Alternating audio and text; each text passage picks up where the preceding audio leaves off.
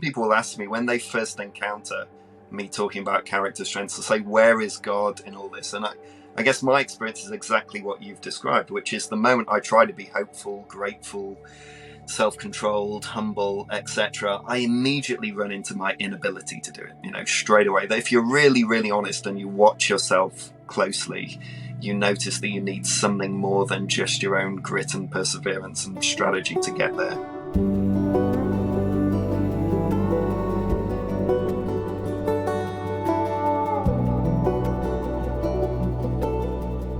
So a very wise person said, the main thing that God gets out of your life is the person you become, not the resume you build, not the achievements that you pile up, not the possessions that you acquire. It's just what you'll take into eternity is you. And that's primarily about your character. You're my heart, my love. And so that's what we're learning about. It's the most important stuff in the world. And we're focusing on that today. I'm welcoming back, you may have seen him before, Roger Bretherton, Dr. Roger Bretherton. He is a clinical psychologist, a researcher, is in the UK, works with folks in the workplace. And Roger, you talked last time about how after about 15 years of dealing with folks in trauma, which is an increasingly troubling word, I think. Lots and lots of us feel like we have experienced trauma. But you realize if you're just looking at deficits and not looking at people's strengths, even for folks that are in real deep difficulties, it's very hard to help them much. Yeah. Yeah, that's right. And I mean, you've probably encountered, there's a whole piece of research now called post-traumatic growth, some people would call it, Yeah. which is really the study of what's the good stuff that comes out of trauma. And weirdly for me, when I was studying trauma back in the day, at the same time I was reading the book of James, and that whole Mm. beginning where, consider it pure joy, my brothers, whenever you encounter trials of any kind. For trials test you and eventually develop character. That's my sort of summary of it. And what I found is I was reading that and I said to one of my colleagues, I really think some of the people we're working with trauma actually become better people as a result of Yeah. what they faced. And so he went away and did a whole pile of research, and then accidentally overnight he and I became the sort of European experts in post-traumatic growth and like traveling around Wow. talking about this stuff. Because quite a lot of work had been done in the States where you are, but not much had been communicated here in the UK, and so we became some of the advocates of that for a while That's here. so Yeah, cool. I've read where there's uh, a weak version of that which says that trauma can lead to growth, and then there's a strong version of it that says actually complete growth cannot happen without trauma, mm. and that there are ways that we grow in seasons of suffering that for some reason just don't really quite happen apart from that. Yeah, Here's what I want to really explore with you today. Often when you read books about topics like this, character, personal growth, even spiritual growth, they will be, at least in the US, maybe not the UK, in what will be called the self-help section of the bookstore. And that idea that if I'm going to grow, it's up to me, I can do it, tends to be quite uh, prominent in our society. And yet, part of what we talk about a lot in Become New is uh, a summary of the first three steps in the 12-step community, which actually is I can't. I can't become that person. mm. I can't do what I most want to do. He can, God can. I think I will let him. So I need to find a way to access God, to partner with God, to discover God, to experience God. And you have some very intriguing ways of talking about the role that God plays and the presence of God plays. So I'd love for you to talk with folks about that. Yeah. I mean, the thing is that some people will ask me when they first encounter me talking about character strengths, to say, where is God in all this? And I guess my experience is exactly what you've described, which is the moment I try to be hopeful, grateful, self-controlled, humble, etc., I immediately run into my inability to do it, straight away. That if you're really, really honest and you watch yourself closely, you notice that you need something more than just your own grit and perseverance and strategy to get there. Um, and so what's interesting for me is I actually ran into the kind of practices I would do spiritually now. through mindfulness. So mindfulness, probably in the States as it is here, very, very popular sort of Yeah. notion. Some people would draw it out of Buddhism. I think you can equally draw it out of the history of Christianity as well. I think both traditions have a history of this idea of being in the present moment. And I've done several studies on this, like teaching sort of present moment awareness, including character strengths to undergraduate students. We put about 200 students through a program we were running, and these wouldn't be Christians. So these are sort of UK secular.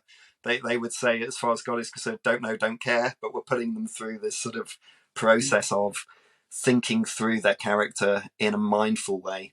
And I guess the Christian twist I would bring to mindfulness is that I would say if mindfulness is being present to the present moment, so some people would define mindfulness, it's much more than this, but some people would define it as being in the present moment without wishing it were otherwise. In other words, just being with whatever is right now. That's mindfulness. For me, the sort of additional element of mindfulness for the Christian is something along the lines, it's being present to the presence in the present. It's that idea that sort of Say that one more time, yeah. Roger. That's wonderful So it's language. being present to the presence in the present. Mm.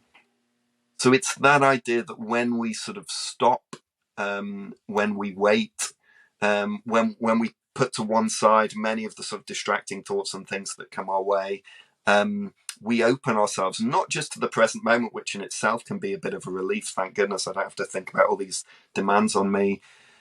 But my experience, at least, is that when I do that in a Christ-centered way, I find that there's a presence that meets me in that moment, a presence of sort of unconditional love, of goodness.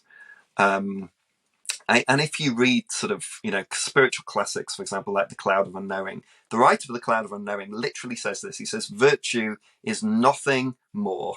It's hilarious. Nothing more than, and then he goes on to say, a mature and deliberate affection plainly directed at God for him alone. That's the way he defines virtue. That's the way he defines goodness.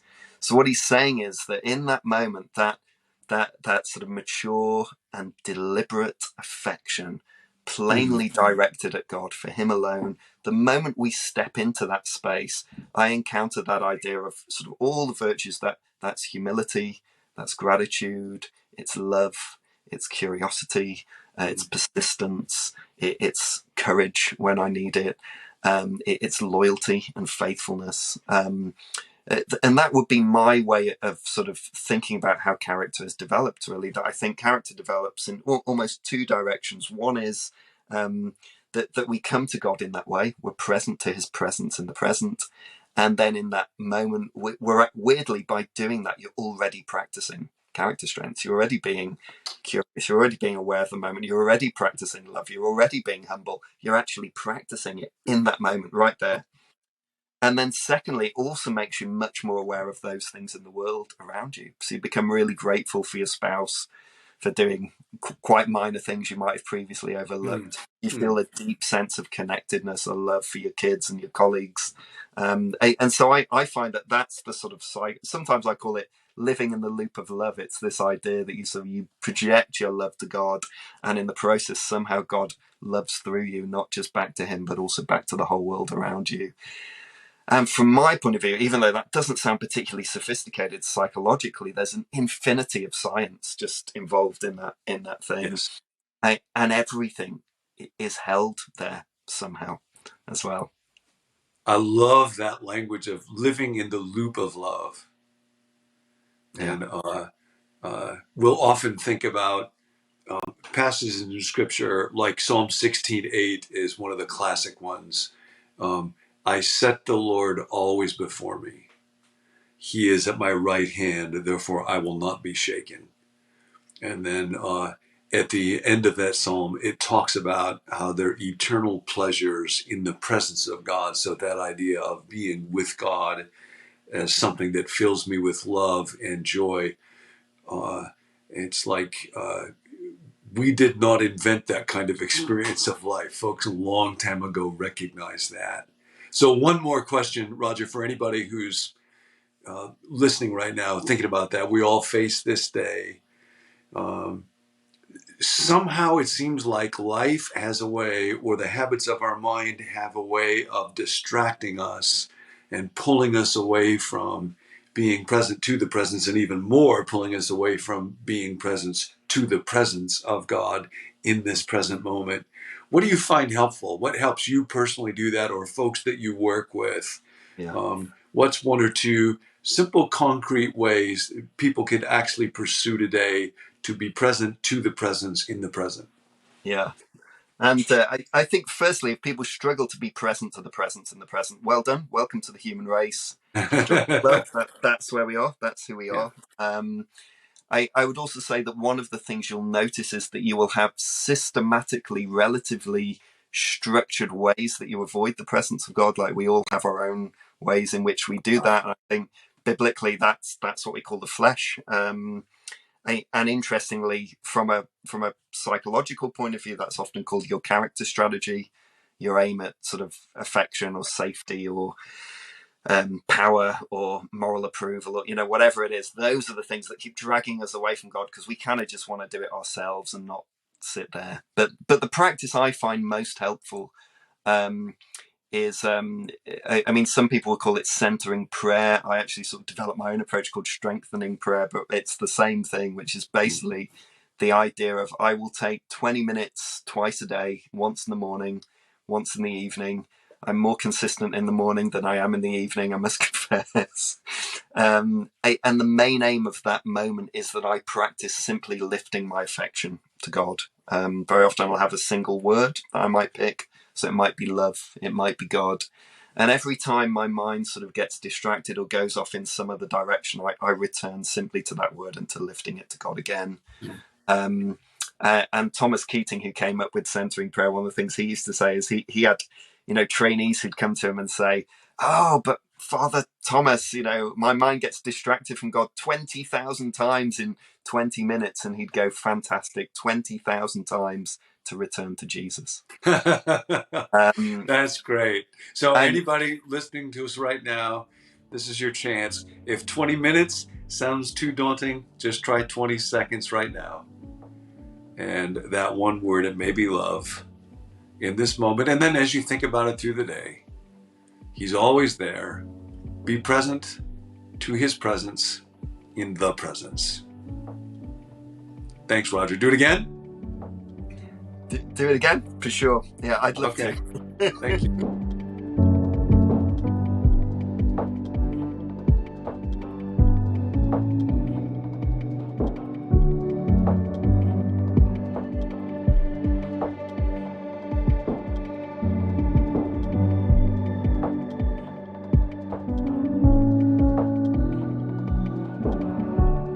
Hey, I'm Tim. Thanks for joining us. Before you leave, you can subscribe to this channel or like this video or comment on the video. We love to read those comments. We read them every day, so we'd love to hear from you there.